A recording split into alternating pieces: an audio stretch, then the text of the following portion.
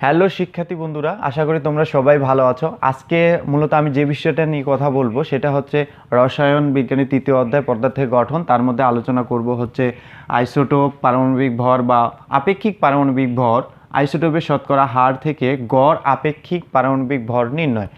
তো চলো আইসোটোপ নিয়ে কথা বলি। আইসোটোপ কি? সমান প্রোটন বা পারমাণবিক সংখ্যা কিন্তু ভর সংখ্যা ভিন্ন একই মৌলের পরমাণুকে আইসোটোপ বলা হয়। তার মানে আমি কি বললাম? সমান প্রোটন বা পারমাণবিক সংখ্যা কিন্তু ভর সংখ্যা ভিন্ন একই মৌলের প্রোটন সংখ্যাকে আইসোটোপ বলা হয়।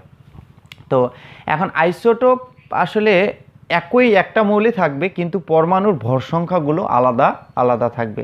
তাহলে ভর সংখ্যা কার উপর নির্ভর করে? ভর সংখ্যা মূলত প্রোটন এবং নিউটনের সমষ্টি। যেমন আমরা যদি দেখি অ্যালুমিনিয়াম এখানে 13, 27 উপরে, এই 13 মানে কি? এখানে প্রোটন সংখ্যা হচ্ছে 13, ইলেকট্রন সংখ্যা 13। এখন এটা মানে কি? এটা মানে হচ্ছে কি, প্রোটন প্লাস হচ্ছে নিউটন। আমি তো প্রোটন কত পাইছি? 13 পাইছি। তার মধ্যে আমি এখন যদি নিউটন চিন্তা করি কত পাবো? 14। তাহলে এখানে নিউটন কত? 14। 14 প্লাস 13 যদি আমরা কি করি, সমষ্টি বা যোগ করি, তাহলে আমি কি পাবো? ভর সংখ্যা পাচ্ছি। ধরো তুমি ল্যাবরেটরিতে কাজ করতেছো। ল্যাবরেটরিতে কাজ করতে গিয়ে তুমি ক্লোরিন নিলা। ক্লোরিন নিয়ে কাজ করতে করতে দেখতেছ ক্লোরিনের একটা পরমাণুর ভর 35, এবং আবার কাজ করতেছ, কাজ করে পরক্ষণে দেখলা আরেকটা ক্লোরিন পরমাণু ভর হচ্ছে 37। তাহলে এই যে দেখো ক্লোরিন পরমাণু এইখানে কিন্তু তুমি আলাদা কোনো মৌল বা পরমাণু পাও নাই, এখানে দুইটাই কিন্তু একটা। তুমি পাইছো কি? পাইছো হচ্ছে ক্লোরিন পরমাণু একটা ভর সংখ্যা আলাদা কিন্তু পরেরটারও ভর সংখ্যা আলাদা। তার মানে এইখানে যেটা পাইছো তার তুলনায় ভর সংখ্যা কিন্তু আলাদা। এইখানে যদি তুমি লক্ষ্য করো তাহলে এখন একটা জিনিস দেখো, এইখানে আমরা এইখানে দেখি যে এখানে যদি আমরা প্রোটন সংখ্যা দেখি তাহলে প্রোটন সংখ্যা কত? এখানেও 17, এখানেও 17। তাহলে এদের মধ্যে কি প্রোটন সংখ্যা কোনো পরিবর্তন হয়েছে? কিন্তু এদের মধ্যে কোনো প্রোটন সংখ্যা পরিবর্তন হয়নি। তাহলে পরিবর্তন হয়নি, কিন্তু কোনটার পরিবর্তন হয়েছে? এই যে দেখো ভর সংখ্যার, অর্থাৎ প্রোটন প্লাস নিউটনের পরিবর্তন হয়েছে। এখানে যদি তুমি এটারও ক্ষেত্রেই ঠিক একই, এই জিনিসগুলোই এখানে পরিবর্তন হয়েছে। তো এইখানে এই বিষয়টার মধ্যে কি ঘটেছে, আমরা দেখো ভর সংখ্যা ভিন্ন পাচ্ছি।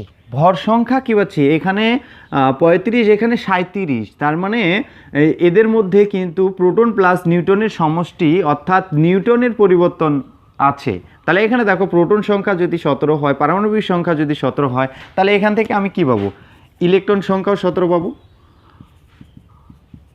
ইলেকট্রন সংখ্যা 17 পাবো। এইখানে মূলত প্রোটন সংখ্যার পরিবর্তন নাই, ইলেকট্রন সংখ্যার পরিবর্তন নাই। যদি এটাই হয় তাহলে এখানে আমি কত পাবো? নিউটন সংখ্যার পরিবর্তন পাবো। নিউটন সংখ্যা কত পাবো? এক জায়গায় পাবো 18, এক জায়গায় পাবো 19। তাহলে আমরা কোনটার উপর ডিপেন্ড করতেছি? ভর সংখ্যাটার উপর ডিপেন্ড করেই কিন্তু একই মৌলের পরমাণুগুলো নির্ণয় করতেছি, কিন্তু একই মৌল পাচ্ছি, তাদের মধ্যে যে চেঞ্জটা থাকতেছে সেটা হচ্ছে ভর সংখ্যা। তাহলে হাইড্রোজেনকে যদি আমরা খুঁজতে শুরু করি তাহলে এখানে পাবো 1। পরের হাইড্রোজেনটা যদি দেখি তাহলে কি পাবো? এখানে 1, 2, তারপরে যদি দেখি এখানে 3, এখানে 1। এখন বিষয়টা দেখো, এই যে হাইড্রোজেন আমার, তোমরা এটা নাম জানো, এটার নাম হচ্ছে পোট্রিয়াম, এটার নাম হচ্ছে ডিউটেরিয়াম, এটার নাম হচ্ছে টিউটেরিয়াম। তাহলে এখন আমরা মূলত কিন্তু যে হাইড্রোজেনটাকে পাই বা পেয়ে থাকি সেটা কিন্তু এই যে পোট্রিয়ামটাকে আমরা কিন্তু মূলত হাইড্রোজেন বলে জানি। আর এইগুলো হচ্ছে কি, পরেরগুলো দেখো, এখানে পরেরগুলোর মধ্যে এইখানে যদি 1 হয়, এইখানে যদি 1 হয়, প্রোটন সংখ্যা কি 1, ইলেকট্রন সংখ্যা 1, তাহলে এখানে নিউটন সংখ্যা কত হবে? 0। তাহলে এর ক্ষেত্রে নিউটন সংখ্যা কি হবে? এক্ষেত্রে নিউটন সংখ্যা 1, এক্ষেত্রে নিউটন সংখ্যা 2। তাহলে ভর সংখ্যা আমাদের কি পরিবর্তন হচ্ছে? তাহলে দেখো এইখানে 1, এখানে 2, এখানে 3, তাহলে ভর সংখ্যা পরিবর্তন। তাহলে ভর সংখ্যা পরিবর্তনের সাথে কি পরিবর্তন হচ্ছে? নিউটন সংখ্যা পরিবর্তন। তাহলে এদেরকে একে অপরের আইসোটোপ বলে। কার আইসোটোপ বলে? দেখো কার আইসোটোপ বলবো, কোন পরমাণুগুলো তুমি পাচ্ছ? আমরা হাইড্রোজেন পরমাণুগুলোর ভর সংখ্যা ভিন্ন ভিন্ন পরমাণুগুলো পাচ্ছি, তাহলে আমরা এগুলোকে কি বলবো? হাইড্রোজেন পরমাণুর আইসোটোপ। এক্ষেত্রে তোমাদের পরবর্তীতে যে পাওয়া যায় সেটা হচ্ছে 1, 4, এভাবে 7 পর্যন্ত হাইড্রোজেনের আইসোটোপ। এবার আলোচনা করি পারমাণবিক ভর বা আপেক্ষিক পারমাণবিক ভর। আপেক্ষিক পারমাণবিক ভর বা পারমাণবিক ভরটা কি জিনিস? আমরা যে ভরগুলো বলি, হ্যাঁ, সেটার সাথে আর পারমাণবিক ভর বা আপেক্ষিক পারমাণবিক ভর এই দুটো কি এক? না, আসলে এক না। আমরা অনেকেই এই কথাটা জিজ্ঞাসা করি না, এই যে ভর, যে আমরা এই যে ভর ভর বলতেছি, বস্তুগুলো বা আপেক্ষিক ভর এবং আপেক্ষিক পারমাণবিক ভর এক কি না, এটা কেউ জিজ্ঞাসা করে না। হ্যাঁ, এটা তো আর কেউ কারো প্রশ্নও আসে না। তো যারা অনেকেই তোমরা জানোই না এই বিষয়টা, যে আসলে কি বিষয়টা কোনটার উপর নির্ভর করে বা কেন এটা এক না। এখন আমি যদি জিজ্ঞাসা করি তোমাদের যে বলো তো কার্বনের ভর কত, তুমি বলে দিবে 12। আসলে যদিও 12 গ্রাম বলা ঠিক না, এটা গ্রাম আসলে বলা হয় না। তারপরে যদি জিজ্ঞাসা করি ফ্লোরিনের ভর কত, তাহলে বলবা যে 19। ম্যাগনেসিয়ামের ভর কত, বলে ফেলবা 24। ক্যালসিয়ামের ভর কত, বলে ফেলবা 40। আমি জিজ্ঞাসা করতেছি ভর, তোমরা সহজেই বলে দিচ্ছ। এখন যদি বলি পরমাণুকে তোমরা কি দেখতে পাও, তোমরা বলবা না আমরা দেখতে পাই না। তাহলে যে ভর বললা, আবার জিজ্ঞাসা করতেছি পরমাণুকে দেখতে পাও কি না, তোমরা বলতেছো দেখতে পাই না। তাহলে এটা কি, কেমন কথা? তোমরা ভরও বলতেছো, আবার ফের বলতেছো দেখতেও পাই না, থেকে আমার সাথে ফাজলামি করতেছো। এই বিষয়গুলো আসলে, এই বিষয়টা কি যে আমরা ভর বলতেছি, হ্যাঁ ঠিকই তো। যেমন ধরি যদি ইউরেনিয়ামে দেখো 238 গ্রাম ভর যদি বলি, যদিও আমি একটু আগে বললাম যে গ্রাম বলা ঠিক না, 238। এখন 238 কি 1 পোয়ার কাছাকাছি? তো 1 পোয়ার কাছাকাছি মানে কি, কতটুকু? তুমি যদি 1 পোয়া বাজারে 1 পোয়া বস্তু নিয়ে আসো তো কতটুকু দেখায়? আর তোমরা বলতেছো খালি চোখে দেখতে পাই না, এটা একটা ফাজলামি না? তো এই বিষয়গুলো আসলে কেন এরকম, যে কেন মানে কেন ভর বলতেছি আবার ওটাকে খালি চোখে দেখতে পাচ্ছি না, তাহলে দুইটাই এক না কেন? এগুলো মূলত হচ্ছে আপেক্ষিক পারমাণবিক ভর, যার জন্য আমরা খালি চোখে দেখতে পাই না, যদিও আমরা ভর দেখতেছি। হ্যাঁ, এই ভরটাকে আপেক্ষিক পারমাণবিক ভর বলে, যার ফলে আমরা খালি চোখে দেখতে পাই না। এবং এই আপেক্ষিক পারমাণবিক ভরটা কি সেটা সম্পর্কে আমরা যদি বলি, আপেক্ষিক পারমাণবিক ভর এটা এরকম একটা বস্তু, ধরো যে তোমার একটা বস্তু আছে 120 কেজি ওজন, আর একটা বস্তু আছে 60 কেজি ওজন। 60 কেজি বস্তুটার তুলনায় 120 কেজি বস্তুটার কতটুকু? 1 গুণ মানে 2 গুণ বেশি, ঠিক না? তাহলে এর সাপেক্ষে, অর্থাৎ 60 কেজির সাপেক্ষে এই 120 কেজি বস্তুটা কত? 2 কেজি। তাহলে 60 কেজির সাপেক্ষে কি 2 কেজি। এই যে সাপেক্ষে 1 কেজির সাপেক্ষে 2 কেজি, তার মানে এর যদি 1 কেজি ভর হয় তাহলে এর কত হবে? 2 কেজি। তাহলে এই যে দেখো, এর একজনের সাপেক্ষে আরেকজনের ভর নির্ণয়, এটাই হচ্ছে কিন্তু আপেক্ষিক ভর। এই আপেক্ষিক জিনিসটা বুঝতে পারছো? আমি আশা করি কি তোমাদেরকে ক্লিয়ার করতে পারছি যে বিষয়টা হচ্ছে কি, আপেক্ষিক মানে হচ্ছে একটার সাথে আরেকটা তুলনা করে, এই ভরগুলো একটার সাথে আরেকটা তুলনা করে দেওয়া আছে, যার জন্য আমরা পরমাণুকে খালি চোখে দেখতে পাচ্ছি না, কিন্তু যে ভরটা দেখতেছি সেটা আসলে ভর না, কারো সাপেক্ষে ভর। ক্লিয়ার? তা এখন আসো, এই আপেক্ষিক পারমাণবিক ভরটা আসলে আমরা কিভাবে নির্ণয় করি? এটা নির্ণয় করার জন্য যে জিনিসটা কাজ করে সেটা হচ্ছে কি, কার্বন 12 আইসোটোপের ভরের 1/12 অংশকে যদি আমরা পরমাণুর সঠিক একটা পরমাণু, মানে ধরো যে একটা পরমাণুর ভর দ্বারা ভাগ করি, তাহলে ওই মূলের আমরা কি পাবো? আপেক্ষিক পারমাণবিক ভর পাবো।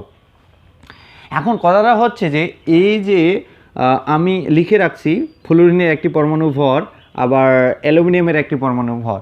তাহলে আমরা এইটা জিনিস কি দেখলাম যে কার্বন 12 আইসোটোপের ভরের 1/12 অংশ।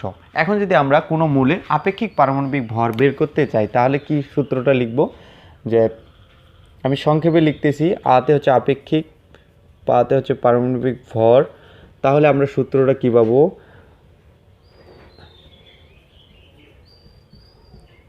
মৌলের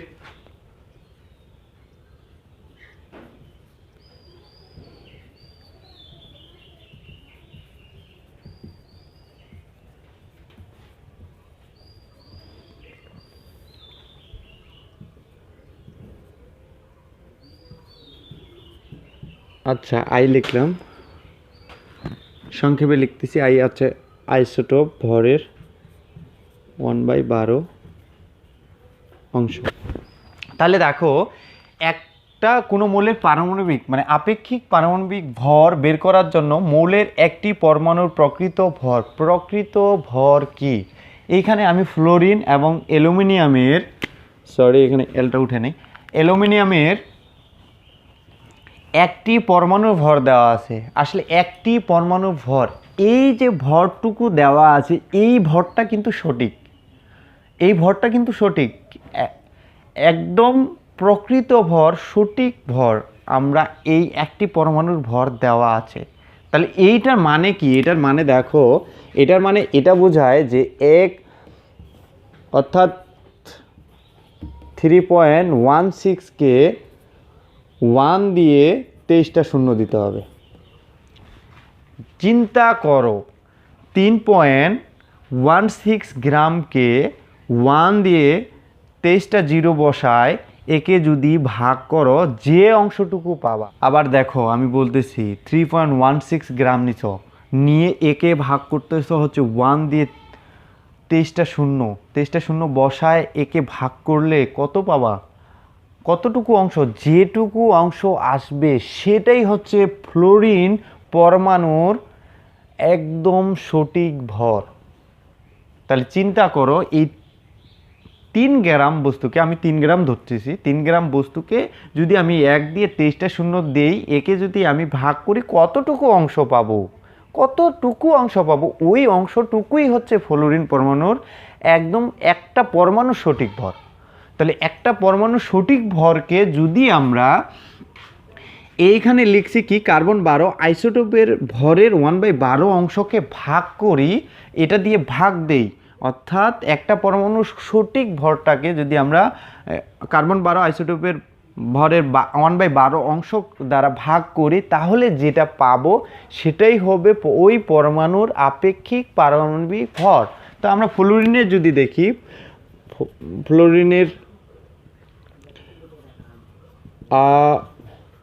আপা ভর মানে হচ্ছে আপেক্ষিক পারমাণবিক ভর যদি দেখি, একটি মৌলের সঠিক ভর, একটি মৌলের সঠিক ভর এখানে কত দেওয়া আছে? 3.16 ইন্টু হচ্ছে 10 টু দি পাওয়ার ইনভার্স 23 গ্রাম। এবং নিচে এই যে একটু এটা নিয়ে আলোচনা করি, অর্থাৎ এই অংশটুকু কার্বন 12 আইসোটোপের ভরের 1/12 অংশ, এই অংশটুকু সমান আমরা কত পাবো?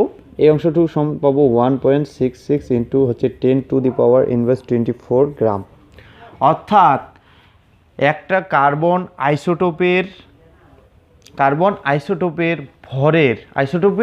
ভরটার 1/12 অংশ, অর্থাৎ ওই ভরটার 12-র 1 অংশের পরিমাণটা হচ্ছে ঠিক 1.66 into 10 to the power inverse 24 গ্রাম। তাহলে এটা দ্বারা কোনো মৌলের সঠিক একটি পরমাণু ভরকে যদি ভাগ করি তাহলে আমরা কি পাবো? একটা মৌলের আপেক্ষিক পারমাণবিক ভর পাবো। ক্লিয়ার? এখন দেখো এইখানে আমি যদি এটা দ্বারা ভাগ করি তাহলে পাবো 19। এখন দেখো 19 এখানে কি হবে?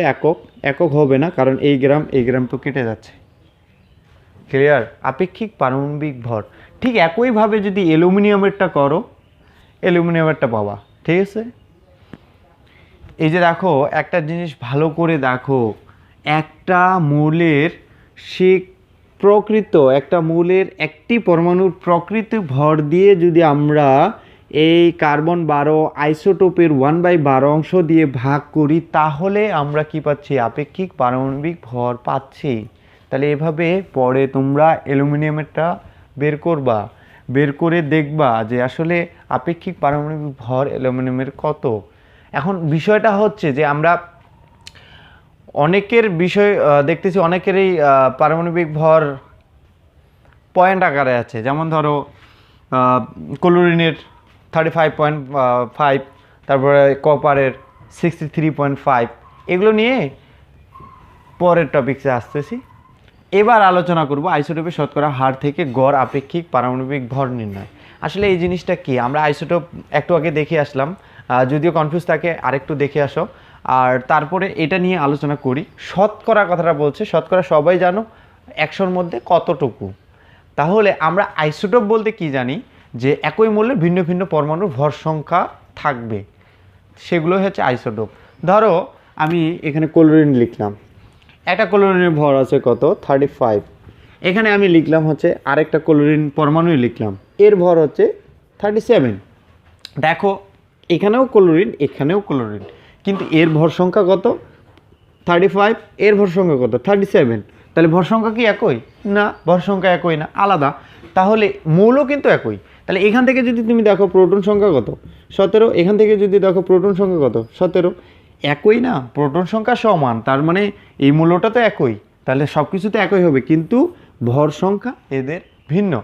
এখন এই বিষয়টা আসলে কেন, দেখো তুমি সঠিক কোন ভরটাকে ধরবা, সঠিক কোন ভরটাকে প্রকাশ করবা। যদি তোমাকে জিজ্ঞাসা করা হয় ক্লোরিনের ভর কত, তুমি বলবা যে 35.5, তাহলে এই 35.5 কেমনে আসছে বা কিভাবে তুমি এটাকে পেলা, এটা কিভাবে পাইছো, তুমি যে আমাকে বলতেছো যে কিন্তু আমি তো এইখানে দুইটা ভর ভিন্ন ভিন্ন ভর পাইলাম, ঠিক আছে। এই মূলত এগুলো আসে হচ্ছে কি, প্রকৃতিতে আমরা যে পরমাণুগুলোর আইসোটোপগুলো পাই সেগুলো কিন্তু সবগুলোই 100% পাই না। কথাটা ভালো করে শোনো, প্রকৃতিতে যে আইসোটোপগুলো পাই প্রত্যেকটাই কিন্তু 100% আমরা পাই না। যেমন ক্লোরিন, এটা 100% থাকবে না, এটাও 100% থাকবে না, তাহলে কিভাবে থাকবে এবং কি ভর, মানে আমরা ক্লোরিনের কোন ভরটাকে প্রকাশ করব 35 না 37, এটার জন্য আমাদের যে আমরা যে টপিকসটা নিয়ে কথা বলতেছি আইসোটোপের শতকরা হার থেকে আমরা প্রকাশ করব হচ্ছে কি আপেক্ষিক পারমাণবিক ভর, গড় আপেক্ষিক পারমাণবিক ভর।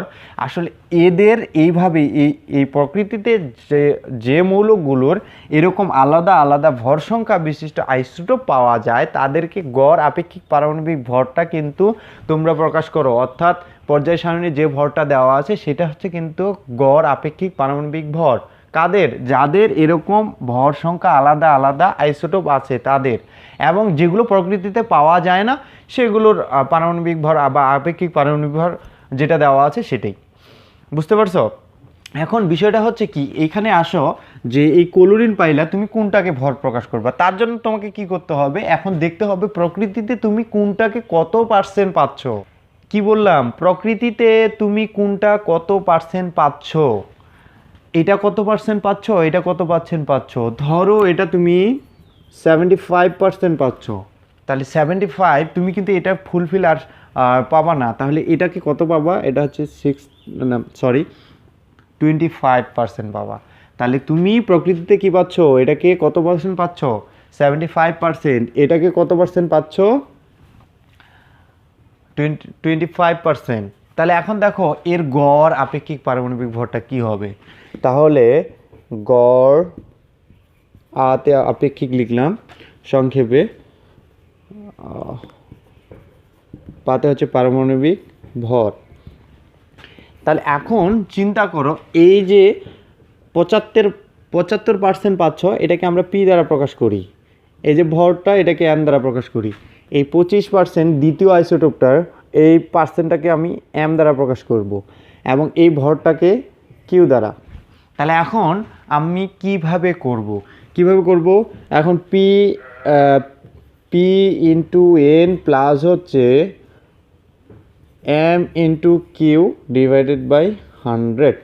এখন দেখো তুমি এখানে পি কত পাইলা, পি মানে হচ্ছে কি এই আইসোটোপটা প্রকৃতিতে কত পার্সেন্ট আছে 75, তাহলে 75 এখানে লিখো ইন্টু এম হচ্ছে প্রথম আইসোটোপের ভর, বসাইলাম প্রথম আইসোটোপের ভর। এখন এই দ্বিতীয় আইসোটোপটাতে আসো। দ্বিতীয় আইসোটোপটা প্রকৃতিতে কত পাচ্ছি? 25%, ইন্টু এর ভর কত? 37, এবং এর সাথে কত ভাগ হবে?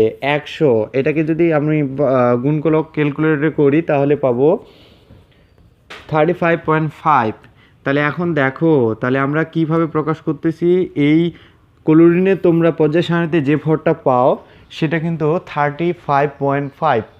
তাহলে আমি কি বললাম একটু আগে, যে প্রকৃতিতে এরকম ভর সংখ্যা বিশিষ্ট আলাদা আলাদা আইসোটোপ, মানে মৌলের আইসোটোপ যদি পাই, সেই আইসোটোপগুলোর যে ভরগুলো আছে সেগুলো আমরা কি করি, প্রকৃতিতে কত পার্সেন্ট পাচ্ছি সেটা অনুসারে গড় আপেক্ষিক পারমাণবিক ভর বের করি, সেটা আমরা প্রকাশ করি সব সময়। এই যে ক্লোরিনের ক্ষেত্রে 35.5 আসছে, এটাকে আমরা সব সময় প্রকাশ করব যে ক্লোরিনের ভর কত? 35.5। ঠিক আছে, ক্লিয়ার? আমি আশা করি ক্লিয়ার। এখন এরকম আরও আছে, যেমন ধরো কপারের আছে, যেমন এটা এর 65। হ্যাঁ, এই কপারের এই দুইটা কি আইসোটোপ আছে, তোমরা এর গড়টা বের করবা, বের করে দেখবা যে আসলে কত আসে। হ্যাঁ, প্রকৃতিতে কোনটা কত পার্সেন্ট। আমরা যে কোনো একটা প্রকৃতিতে বেশি পাবো, কারণ যেটা সব সময় পাবো সেটা আমরা বেশি পাবো, আর যেটা কি হয় মাঝে মাঝে পাওয়া যায় সেটা আসলে কম পাওয়া যায়। তার জন্য প্রথম যেটা থাকে সেটাই আমরা বেশি পাই, মানে অর্থাৎ 75%, আর পরেরটা হচ্ছে 25%। তো এই হচ্ছে আপেক্ষিক পারমাণবিক, মানে গড় আপেক্ষিক পারমাণবিক ভরের আলোচনা। এরপরে তোমাদের একটু আলোচনা আছে শেষে, যে গড় আণবিক ভর, মানে গড় আণবিক ভর। ধরো তুমি H2SO4 এর আণবিক ভর বের করবা। এর আণবিক ভর কিভাবে বের করবা? আণবিক ভর হচ্ছে কি, আপেক্ষিক পারমাণবিক ভরগুলোর, মানে এই যে যৌগটা আছে, যৌগটার মধ্যে কতগুলো মৌল আছে, ওই মৌলগুলো কতটি পরমাণু নিয়ে আছে, সেই মৌলের আপেক্ষিক পারমাণবিক ভরগুলো সমষ্টি হচ্ছে কিন্তু গড় আপেক্ষিক আণবিক ভর। যেমন এইখানে দেখো হাইড্রোজেনের ভর হচ্ছে 1, এই হাইড্রোজেন কয়টি পরমাণু আছে? 2টি, তাহলে এর সাথে হবে 2 প্লাস এখানে সালফার কয়টাই আছে? 1টি। সালফারের আপেক্ষিক পারমাণবিক ভর কত? 32। এইখানে কি আছে? অক্সিজেনের পারমাণবিক ভর হচ্ছে 16 এর সাথে 4 ইন্টু, কেন? কারণ এখানে 4টা অক্সিজেন আছে। আমি যদি এভাবে 4টা অক্সিজেন লিখি তাহলে 4টা অক্সিজেনের ভর কি 16 করে লিখবো না? তাহলে 4টা ভর একসাথে সমষ্টি করলে যত হয়, ঠিক এরকম 16 দিয়ে আমি যদি গুণ 4কে দিই, ঠিক একই আসবে। তাহলে এটা যদি আমি ক্যালকুলেশন করি, 32 প্লাস হচ্ছে 64। এখন দেখো এইখানে সবগুলো যোগ করলে হবে 98। এই তো।